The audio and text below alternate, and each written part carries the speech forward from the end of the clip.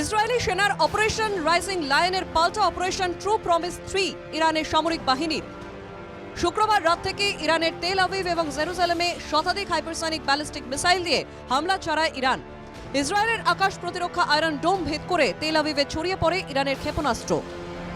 শুক্রবার ইরানের পরমাণু কেন্দ্র এবং একাধিক গুরুত্বপূর্ণ স্থানে হামলা চালায় ইসরায়েল। ইসরায়েলের হামলায় ইরানের সেনা প্রধান এবং 3 সেনা কমান্ডার এবং 6 জন পরমাণু বিজ্ঞানী নিহত হন। এরপরেই শুক্রবার শতাধিক মিসাইল নিয়ে ইসরায়েলে হামলা চালিয়েছিল ইরান। শনিবার সকালেও ফের নতুন করে ইসরায়েলের একাধিক অঞ্চলে ক্ষেপণাস্ত্র হামলা চালিয়েছে তেহরান। ইরানি জনগণের সঙ্গে ইসরায়েলের কোনো শত্রুতা নেই মন্তব্য বেঞ্জামিন নেতানিয়াহুর এবং তার দাবি ইসরায়েলের সাধারণ মানুষের সঙ্গে ইরানের জনগণের বন্ধুত্বপূর্ণ সম্পর্ক। ইরানের খুনি শাসকের বিরুদ্ধে যুদ্ধ ঘোষণা করেছে ইসরায়েল। ইরানের জনগণের উচিত লড়াইতে শামিল হওয়া মন্তব্য ইসরায়েলের প্রধানমন্ত্রী বেঞ্জামিন নেতানিয়াহুর।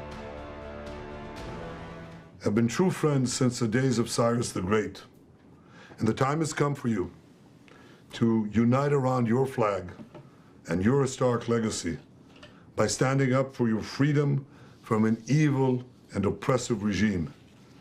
It has never been weaker.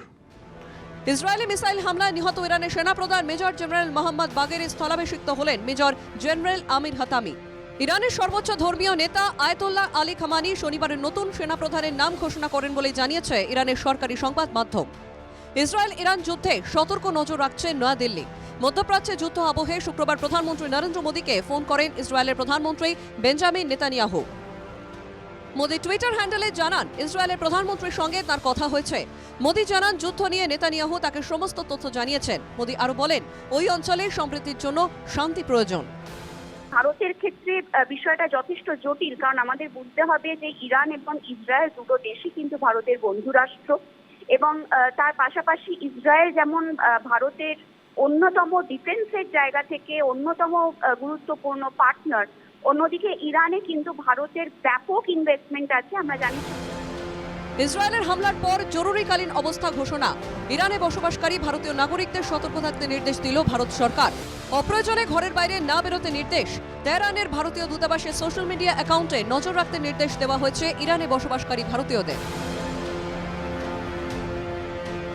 Bureau report, NKTV Bangla.